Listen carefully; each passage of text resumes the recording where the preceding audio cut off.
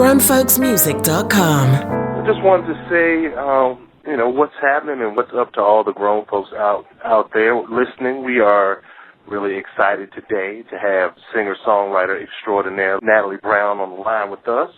And we're going to talk about a lot of interesting things about what's going on with her career. And Natalie, I think I wanted to start with the big thing that's going on right now, which is your crowdfunding campaign, and just kind of get a little bit into that and talk about the concept and what's going on with that. So. Awesome. Yeah. So you probably read a little bit about it. I've been tweeting up a storm and doing the videos and stuff and telling everyone about it. And actually it's a concept, it's been around for a couple of years now. Mostly they were using it in film, and now I see, they've started using it in music, and I think it's a fabulous, idea.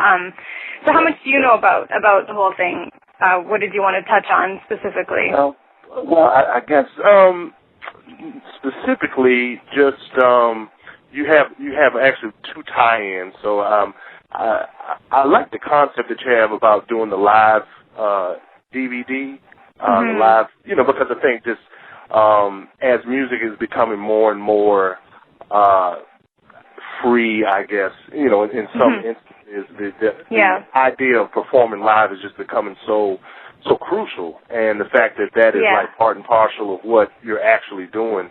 It's fascinating to me. So I guess talk a little bit about your concept, your idea of the live DVD and well, it actually came out of I've been online with my music since the beginning. I mean, from MP1, it was something that from the beginning of my career I grasped the concept. I was one of the first artists on MP3.com, and being the case that you're online, you really have a global audience. Back in the day, you used to be a local band in a local town, and I've never been that. I've always been basically what I call an international artist because my base has always been online.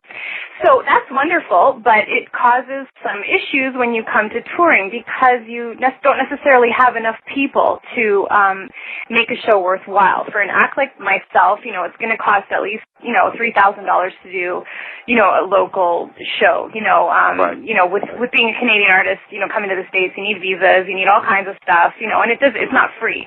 And unfortunately, nowadays, it's not like, an act like me can't just get in a van with a bunch of guys and tour around. You got to pay people. And I actually released 2 videos on my End Vlog series talking about, what it takes for me to tour. I'm not a rock band. I'm a solo artist, so I have to hire musicians to come out with me on the road, and they expect to, be paid. They expect to have a per diem. They expect, hotels and showers and, all that kind of stuff. Backline rental. There's a lot of costs. It costs a lot of money. Then that's just for local shows. Talk about going overseas, and you've got, airfare tickets for everyone and all of those intricate things. So, I was talking with my manager, and, I love being, a live artist, and I've done it, and things have really changed in the past 10 years since I released my first album. And one of the things that has changed is that, the costs for shows keep going up and attendance is going down. And if you've been, listening to the news, it's not the greatest time, to be a live act in certain genres right now. So I was like, I really want to get the show out there for people because I love doing it. But, the logistics of, do you pre-invest the money, which is what I have to do. Let's say I do 10 cities. I need at least $30,000 to do that. So do I take that out of my pocket and take a big risk and go out on the road? We thought about it and we're like, how can we maybe do this? And I said, well, we talked about it and said, why don't we do like one big live show? Right now I'm located in Toronto, so we could do a big live show. And, we had talked about maybe streaming it, but, there's intricacies involved in that where the venue may not have the right internet. And then, you've got all these people who want to, log in and then you lose the connection and this and that. That's still, there's streaming, but unless you have a lot of money to really make sure that it's stable, that it can be a real risk, So we thought instead, let's do a live DVD. Now, I've been doing a new album called The Relationship Odyssey, and I've been sharing with my fans the process of making it over the last few months through my vlogs that I've been doing. I just started vlogging in the spring. And, initially we were just going to go with a digital release, looking at the numbers, and a lot of people are experiencing this. Physical sales are really down. So I was like, maybe this time out I won't do one.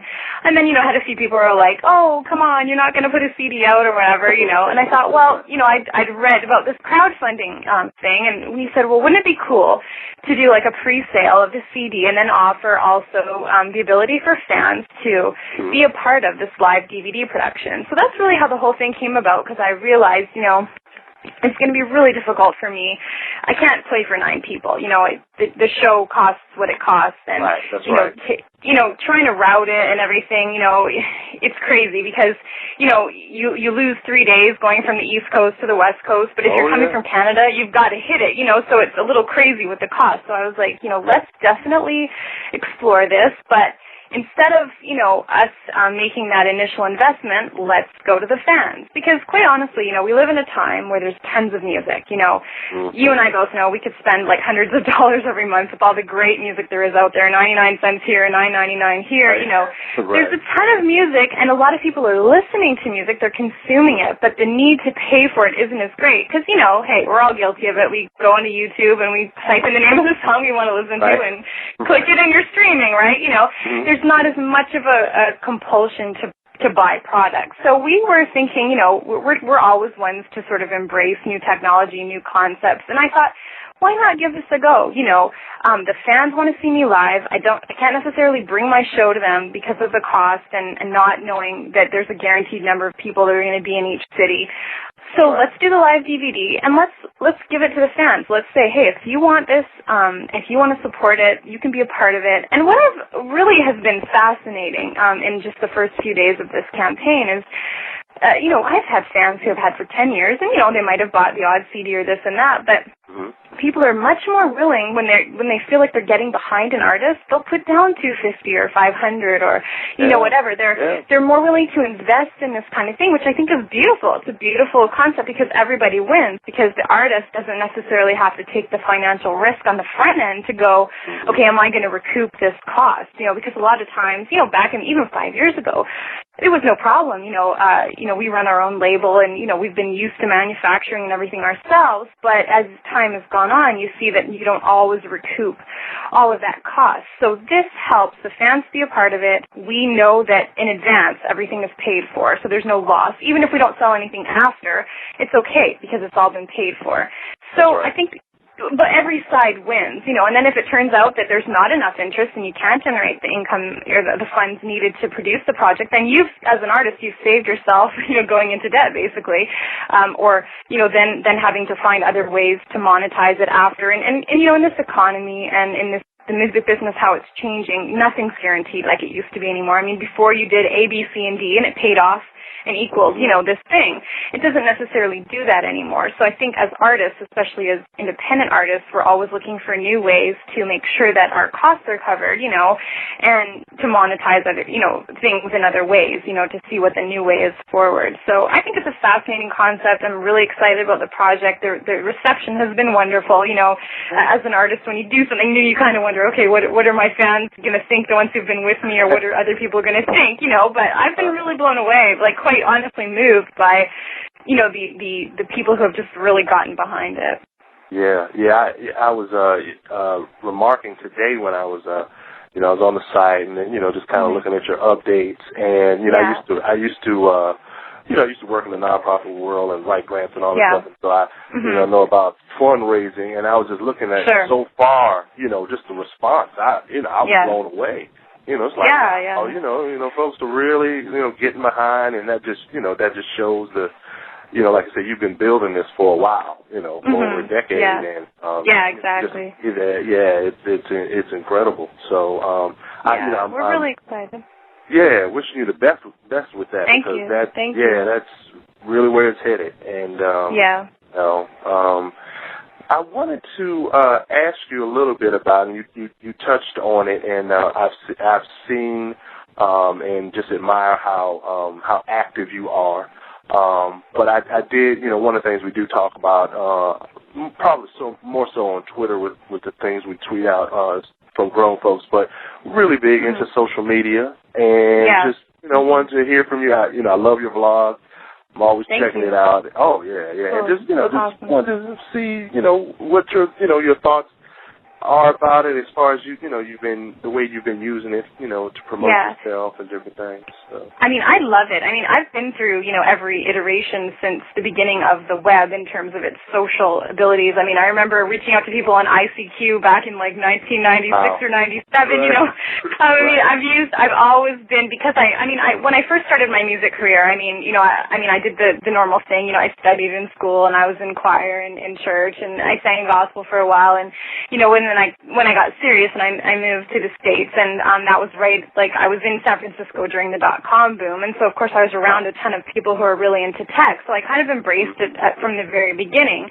And of course I've seen it go through, the totally not social web. I mean, we were using Usenet and, discussion groups and this and that, and it was very new concept to be promoting anything, that way. It was mostly just bulletin boards and stuff. And as the web has grown up, I sort of see, like I was on mp3.com when it first started, and that was great, but it was mostly reaching out to other musicians. So, I got to meet a lot of fabulous musicians, but there wasn't really regular people, there. It wasn't really till mp3.com till MySpace that then regular people were sort of brought into a pool, and then they had MySpace Music. So it was like this meeting of, music and then regular people, and then from there, as you've seen, it's taken off Twitter and Facebook, and, you've got Verb, and you've got all kinds of now applications and like just a gazillion things. And for me, I've just sort of always been a person who will try anything in terms of that realm, because as an independent artist, you don't have access to the funds that for the huge budget that the majors have to be able to promote yourself. So you have to really be looking for different sort of outside the box ways to promote yourself. So I've always sort of embraced something and seen how it will work for me. I mean, I think people ask me this question a lot, and I just don't think that there's one general thing that works for everybody, because we're all individuals. So we all have individual, tastes or likes or, people, like certain social groups that we'll get along with or whatever. And it's just been a matter of surfing, like knowing who I am as a person, and then trying to attract people who are similar to me or who would like similar things to me, because generally if you have that one connection, then other things kind of fall into place and you can find people who are into the same stuff. So I think it's really great to embrace all of that. It's very time consuming, I won't lie. Right.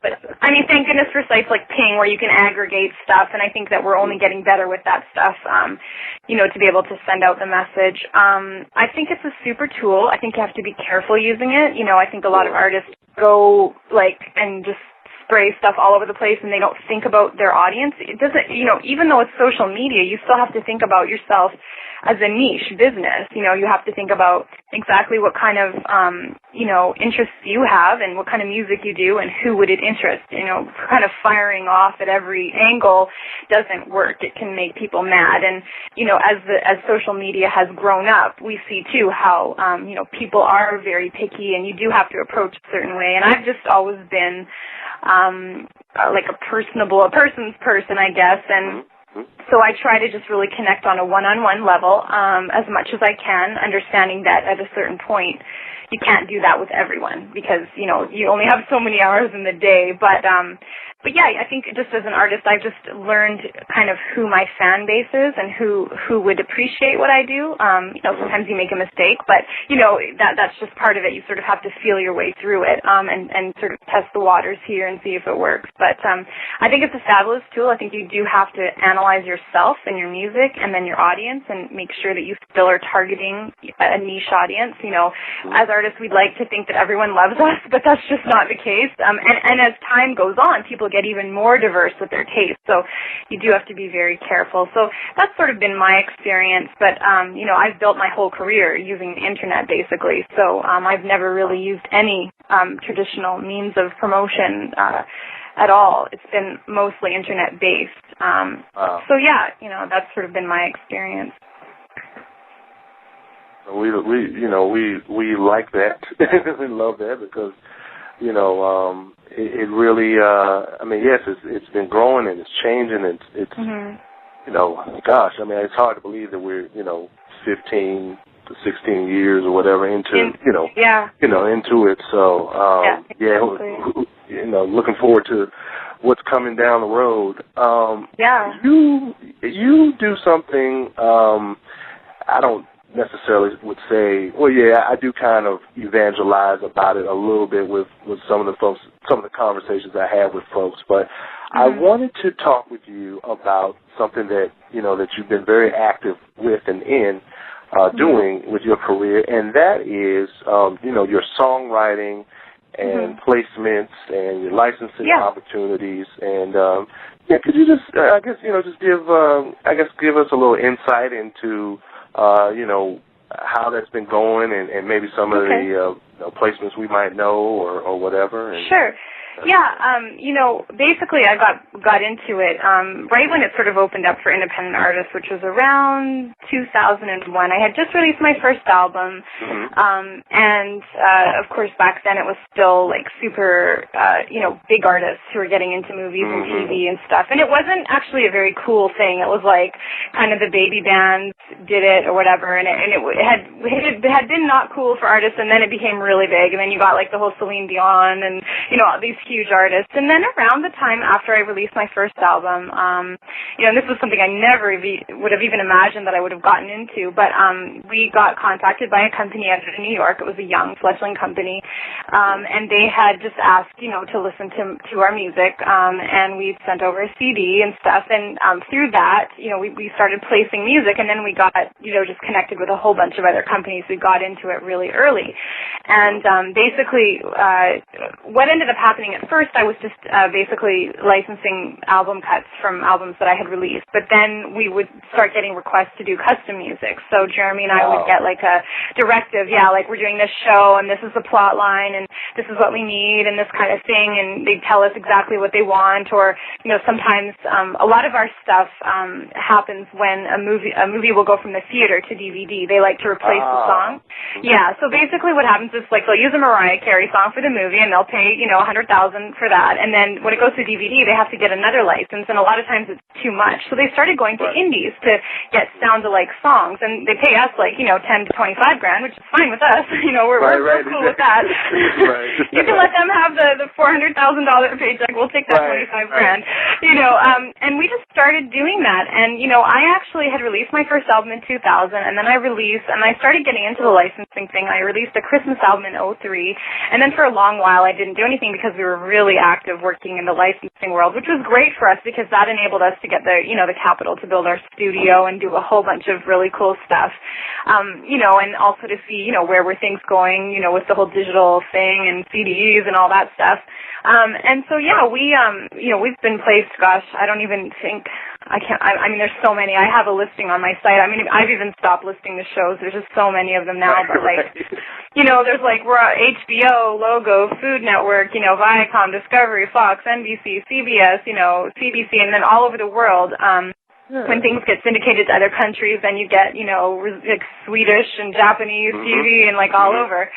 So the really cool thing is just that we built relationships with people early on, so they knew that we were a reliable source to come to. Because again, this business is a lot about relationships, and that was a great thing for us to foster and nurture relationships with music supervisors and people who did the DVD replacement stuff, or we've even had stuff in theater productions and movies and kids movies and stuff. So we do custom, but then we also do what we call volumes. So like every year we'll do one or two of these volumes where we'll do like a certain genre of music. A lot of stuff I do is like more, like the pop, urban, the R&B pop stuff, or like, we've ventured into other stuff, like all kinds of different styles if my voice can handle it. I mean, obviously I'm not doing like ragged rock or stuff because my voice isn't, suited to that stuff, but so we basically we'll get a feel for what they're looking for. Usually we know because we know what the music directors are looking to replace or to put into the TV shows.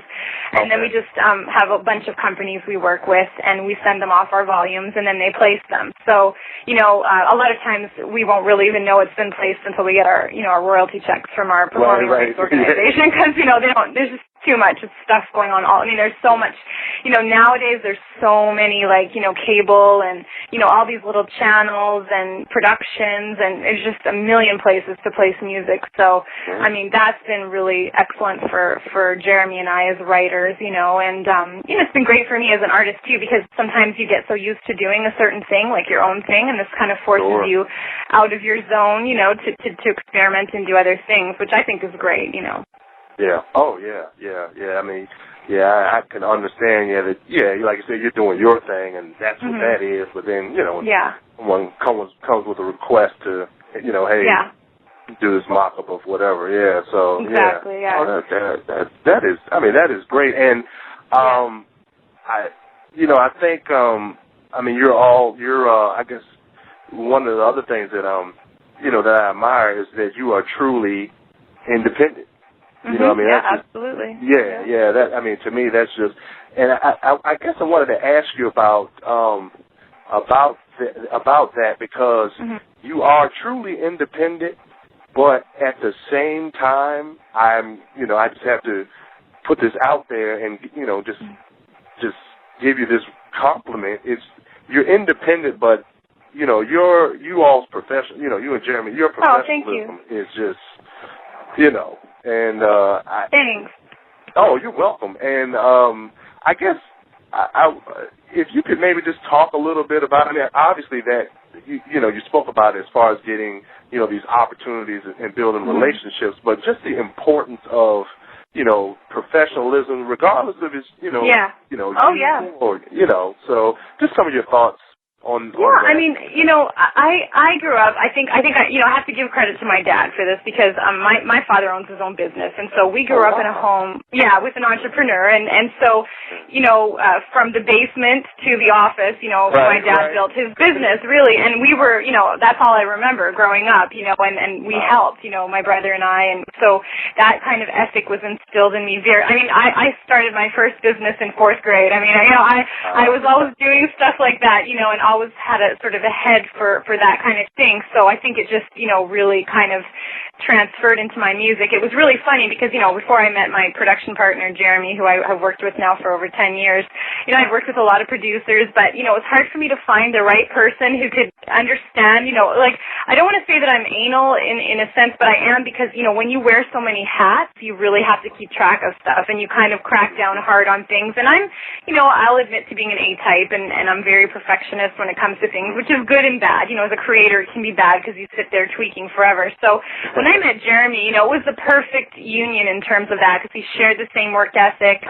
We started our label together. We started, I had started my publishing company before I met him, but, then we got into publishing together and stuff. And what you realize is that, the more organized you are, because luck is when preparedness meets opportunity. That's what it is. And when you're prepared and you know your paperwork and you know your contracts, and also in this business, there's a lot of people who love to scam you. I can remember, back in the day, getting handed contracts, and thank goodness, I read every book I could on the music business. I talked to, was very fortunate to meet people who had worked with Norman Whitfield and who had worked at Motown, and, I listened, I studied. I remember sitting there sometimes, for, 8 hours listening to these guys tell these stories, these old cats telling these stories about the business, and I just soaked it in. I really, really took that opportunity to learn because, when you know about, how people kind of can mess you over and how they can help you, it's really good in this business because you get a lot of both. So really meeting Jeremy and us starting our companies together and,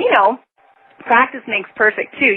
Sure, I'm not saying everything went perfect in my career. It certainly didn't, but I definitely learned from, the missteps, and then learned from the victories, and, have always just really, I've always been sort of an organized person, but understanding that, you save yourself a lot of time when you're organized. This is a crazy business, and especially when you work in licensing, if you have to issue a license within 24 hours because someone has an urgent production and this and that, and, even me, I've, had to sing through the night or get something right. You're flying things back and forth via FTP with people, and if you have to sit there for 24 hours till you get whatever it is right, that's what you have to do. So it really instills this ethic into you. So, definitely coming from an entrepreneurial family had a lot to do with, I think preparing me for this path, but also just doing it really has helped, and just understanding that if you present yourself professionally, you attract, good things. I'm really into that, and if you do that, then you attract good things, into your life, into your career.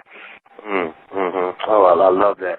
I wanted also to ask you about, the music and more specifically, your creative process. Are you a 9-to-5 writer, or you win the inspiration? Well, obviously there's certain things you have to do in that matter, but I'm totally not anything. I'll be honest with you. If you see me on Twitter, sometimes I'm up during the day, sometimes I'm totally not. I'm really when inspiration hits me, but I do like to have a deadline with fire under my butt because it just, I don't know, that kind of helps me. Both Jeremy and I are like that. But, I think it would depend what we're working on. If it's like a TV or film project, I think I have a different process because it's doing work for someone else. If it's my album, it's totally going to be different. When we're working on my solo stuff, it's more just like sort of when our inspiration is there and we feel it. Because I've found, doing this for so long now, you do your best work when you're in the pocket. If I have to sit there and I know I have to write a song by this date or whatever and I'm just not feeling it, it's a bit harder. Thankfully, I think that Jeremy and I's skill set is at a level now. I mean, we're always trying to improve, but it's at a level where we can do pretty darn good work, regardless of the circumstance. But as for what I prefer, I do prefer to just be able to be free to create. And I think that's also, too, why I've stayed independent. In the major label system, a lot of times you're very pushed and forced into certain molds that perhaps you don't necessarily naturally fit. And I think that's another reason why I've stayed indie because, I'm free to be, who I am and do it when I feel like I want to do it. I mean, if I don't want to do an album for 4 years, that's on me. I'm not forced to deliver something. You know what I mean? So I like that about being independent for sure. Yes, indeed. I mean, that's just a great amount of freedom that I admire. No, it really is. It really is. And I don't have to this new album is very different from anything that I've done. It's what we're calling chill out lounge electro soul. It's my last album was a bit more of like an old school feel. The first album I did was very hits oriented. The last album was sort of whatever I felt like. This one is really an experimentation, a musical experimentation. So as an independent artist, it's beautiful to be able to be free to do that because it's about creativity, music, and if you're stuck in a box, it's hard sometimes. I mean, some people do wonderfully at that and they really thrive. I'm just not one of those kind of people who would thrive in that situation. That's right. No, I like I like the ability to change and experiment and do different things like that. I'll have a couple more for you, but I did want to find out do you have a preference as far as your work, your live concert work, your stage work, or the studio, which as your choice? I don't really, it's really funny when I get asked this question because it used to be that I was terrified of the studio. When I grew up, singing live, I had never been in a studio till I was 14 or 15, and it scared the living crap out of me. Really, I had a really hard time. I had terrible studio nerves. It took me a long time. And then also, when I did my first 3 albums, I was, working on in other studios, so you've got the clock. You're always aware of, oh, God, how many billable hours is this? It's really frustrating, It wasn't really till we built our own studio that I just kind of was like, hey, if I want to sing in my pajamas, I want to sing at 2 in the morning, I can do whatever I want at any time, and I really got comfortable. But I love both, because they both have a different energy. I love, I'm very lucky to have such a great writing partner and production partner. We have a great time when we go in to do our records, But, I love being on stage. There's all these people who you love. Especially with my fans, I have such a good connection with them. It's like family, and so I love being with my family. I love being there and sharing those moments and sharing those songs and all that. So I wouldn't say I have a preference. They both have different energies for me, and so I love them both equally. But definitely at the beginning, I had major studio nerves. So, but that's definitely much better now. But definitely was an issue when I first started out. Oh yeah, I can only imagine. Being on the other side of the glass and it was like I felt like I was like a hamster or a lizard or something because it was like you've got these 3 people who are standing there waiting for you to do your stuff, and you were behind the glass, now I have a great studio and it's my own comforting place with rugs and candles and all that. But back in the day, I will never forget. I was literally thrown in a booth, and people are staring at me. Okay, do your thing, do it. come on, and I was used to just being on stage, and there was nothing to feed back from, and then, dealing with headphones and all this stuff, and it was just crazy. It was a different thing for me. I was so not used to it, but yeah, now, we've built a really great, comforting environment, and I think now because of just the sheer amount of stuff that I've done, going into any studio is never really a problem. And I think people have a lot to do with it. I remember at the beginning of my career, the people around me weren't the most calming influence, so it wasn't the best experience, but now I get to choose who I work with, and I don't, have to, you know what I mean? So it definitely helps. The vibe, the music is energy, and the energy that's around you when you're creating music is very important. As far as I'm concerned, it's very important to me. So, that plays a big part in it too. Oh yeah. You hit on a critical point that I just love, and I talk about this sometimes, but just the people that you surround yourself with, and I know, that makes a huge difference. And sometimes, you'll turn stuff down just because you're like, nah, I don't. Yeah. And, you can't always. This business is all about relationships, and it's all about, whatever. But, yeah, definitely, I'm very careful about, who I sort of surround myself with in terms of energy, because, I want to do my best job as a performer, as an artist, as a writer, as a singer, and I can't do my best job if I'm feeling, uncomfortable or pressured. Now, there's no doubt, I've been in live performance situations where, things have caught on fire on stage, lights fall down, stages, fall apart, everything happens, and that's sort of a different thing because you're just dealing with, things that are happening around you. Studios, things happen, equipment goes down, this and that and the other. So you have to be very flexible. But, I think the people are very important in the process, and having a good environment is super. It can't always happen, and you deal with it, and then, you go along and you do what you need to do. But yeah, emotion and singing are tied. It's hard. You can't separate them. So if there's a bad emotional situation, it can affect the performance very much. Yeah. Oh, very much so. Very much so. Well, I have our last question here, which is like my, I guess, I don't know if it's a signature question, but I do I like to ask it all the time. But because we are grown folks music, I always like to hear, artists' definition of what that term actually means to them. When you hear the term grown folks music, what does that elicit? Well, for me, I think it elicits, it's music for people who have lived a bit of life, who understand the great highs and the great lows, and understand that there's an in-between, and who can feel and experience that. And I think that the music that is for grown folk is music that has a lot of reality steeped in it, a lot of realness, there's a time to think of fantasy in this, and that's wonderful. But I think when I think of grown folk music, I think of core, heart, soul, truth, not prettifying everything all the time, just being very real. And that's what I think of when I think of grown folk music. Realness, truth, the guts of life, basically. Oh, wow. I like that. Yeah. Well, Natalie, this has been just great, informative. I'm